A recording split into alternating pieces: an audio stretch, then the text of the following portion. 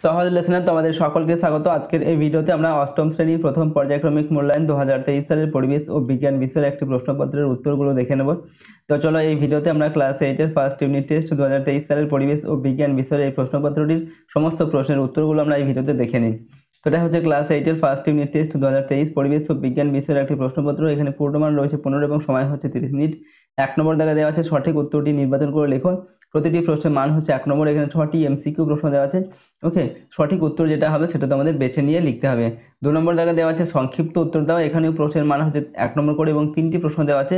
ওকে, প্রতিটি তোমাদের 3টির মধ্যে 3টি কিন্তু তোমাদের উত্তর লিখতে হবে। এরপর 3 নম্বর দাগে দেওয়া আছে নিম্নলিখিত প্রশ্নগুলির উত্তর দাও। এখানে প্রশ্নের মান 2 নম্বর এবং 3টি প্রশ্ন দেওয়া আছে, 3 দুগুণে 6 নম্বর।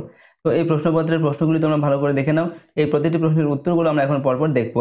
তার আগে তোমরা চ্যানেল নতুন হলে অবশ্যই চ্যানেলটিকে সাবস্ক্রাইব করে রাখবে এবং বেল আইকনে প্রেস করে অল অপশানটিকে সিলেক্ট করে রাখবে পরবর্তী ভিডিওগুলি পাওয়ার জন্য। আর এই ভিডিওটিতে অবশ্যই একটি লাইক করবে। তো চলো প্রশ্নের উত্তরগুলো কী হবে সেগুলো আমরা দেখে নিই। তো 1 নম্বর প্রশ্ন, সঠিক উত্তরটি নির্বাচন করে লিখো। প্রতিটির মান 1 নম্বর। 1-এর দাগে দেওয়া আছে 1 কিগ্রা ভরের বস্তুকে পৃথিবী ড্যাশ নিউটন বল দিয়ে টানে। তো এখানে অপশান দেওয়া আছে 8.9, 8.8, 9.8 না 9.9। তো সঠিক উত্তর যেটা সেটা হচ্ছে আমাদের অপশান সি, এটা হবে 9.8 নিউটন বল দিয়ে টানে। এরপর হচ্ছে 2 নম্বর প্রশ্ন, সময় বাড়ার সঙ্গে সঙ্গে অবাধে পতনশীল বস্তুর বেগ ক্রমশ বাড়ে, ক্রমশ কমে, ক্রমশ শূন্য হয় না একই থাকে। তো সময় বাড়ার সঙ্গে সঙ্গে অবাধে পতনশীল বস্তুর বেগ ক্রমশ বাড়ে। অপশান 1 হবে, এটা হবে এখানে সঠিক উত্তর। এরপরের প্রশ্ন 3 নম্বর দাগে জলের স্ফুটনাঙ্ক হলো 0 degree Celsius, 100 degree Celsius, 72 degree Celsius না 40 ডিগ্রি সেলসিয়াস। তো উত্তর হচ্ছে জলের স্ফুটনাঙ্ক হচ্ছে 100 ডিগ্রি সেলসিয়াস। 4 নম্বর প্রশ্ন, ধাতু হয়েও তাপের সুপরিবাহী হলো গ্রাফাইট, সালফার, কার্বন ডাইঅক্সাইড না কাঠ। তো ধাতু হয়েও তাপের সুপরিবাহী সেটা হচ্ছে গ্রাফাইট। ওকে, সরি অধাতু।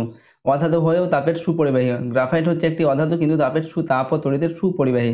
ওকে, এরপরের প্রশ্ন হচ্ছে 5 নম্বর দাগে আত্মঘাতী থলি বলা হয় লাইসোজোম, রাইবোজোম, মাইটোকন্ড্রিয়া না গলগি বস্তুকে। তো আত্মঘাতী থলি বলা হয় সেটা হচ্ছে লাইসোজোমকে, অপশান এটা। এরপর 6 নম্বর, সবচেয়ে দীর্ঘ কোষ হলো মানুষের পেশি কোষ, স্নায়ু কোষ, যকৃতের কোষ না আন্তরিক কোষ। তো সবচেয়ে দীর্ঘ মানুষের যেটা কোষ সেটা হচ্ছে স্নায়ু কোষ, অপশান বি এরটা হবে সঠিক উত্তর। এরপর রয়েছে 2 নম্বর দাগে সংক্ষিপ্ত উত্তর দাও। ওকে, প্রতিটি প্রশ্নের মান হচ্ছে 1 নম্বর করে।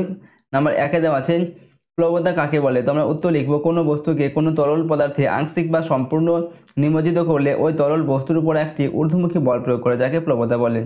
এরপর হচ্ছে 2 নম্বর প্রশ্ন, ফেরাস সালফেট যৌগটির সংকেত লেখো। তো ফেরাস সালফেট যৌগটির সংকেত হচ্ছে FeSO4। ওকে, ফেরাস সালফেট। নেক্সট হচ্ছে 3 নম্বর দাগে ব্যাকটেরিয়ার কোষ পর্দা ভিতরে সাইটোপ্লাজমের দিকে ভাঁজ হয়ে থলির মতো যে গঠন সৃষ্টি করে তার নাম কি।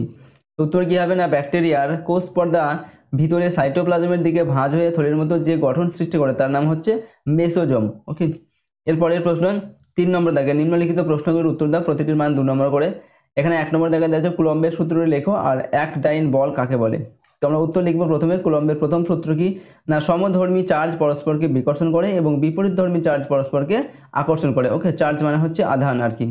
এরপর দ্বিতীয় সূত্র কি কোনো নির্দিষ্ট মাধ্যমে দুটি বিন্দু চার্জের মধ্যে ক্রিয়াশীল আকর্ষণ বা বিকর্ষণ বলের মান চার্জ দ্বয়ের গুণফলের সমানুপাতিক, চার্জ দ্বয়ের মধ্যবর্তী দূরত্বের বর্গের ব্যস্তানুপাতিক এবং এই বল চার্জ দ্বয়ের সংযোগ সরলরেখা বরাবর ক্রিয়া করে। ওকে, তো এই দুটি হচ্ছে কুলম্বের সূত্র। এক ডাইন বল কাকে বলে না যে বল 1 গ্রাম ভরের কোনো বস্তুর উপর ক্রিয়া করে 1 মিটার পার সেকেন্ড স্কোয়ার ত্বরণ সৃষ্টি করে তাকে এক ডাইন বল বলে। ওকে, এক ডাইন বলে। এরপর হচ্ছে 2 নম্বর প্রশ্ন, কোনো মৌলের পরমাণু ক্রমাঙ্ক কাকে বলে, আইসোটোপ কাকে বলে। তো পরমাণু ক্রমাঙ্ক কি না কোনো মৌলের পরমাণুর নিউক্লিয়াসের যত সংখ্যক প্রোটন থাকে সেই সংখ্যাকে ওই মৌলের পরমাণু ক্রমাঙ্ক বা পারমাণবিক সংখ্যা বলে। অর্থাৎ পরমাণু নিউক্লিয়াসে যতগুলো প্রোটন থাকে সেই সংখ্যা হচ্ছে কোনো মৌলের পরমাণু ক্রমাঙ্ক বা পারমাণবিক সংখ্যা। এরপর হচ্ছে আইসোটোপ কাকে বলে না একই মৌলের বিভিন্ন পরমাণু ক্রমাঙ্ক একই কিন্তু নিউক্লিয়াসে ভিন্ন সংখ্যক নিউট্রন থাকার জন্য ভর সংখ্যা আলাদা হলে তাদের পরস্পরকে আইসোটোপ বা সমস্থানিক বলে। অর্থাৎ পরমাণু ক্রমাঙ্ক এক কিন্তু ভর সংখ্যা আলাদা, এই ধরনের পরমাণুগুলোকে পরস্পরকে বলা হয় আইসোটোপ বা সমস্থানিক।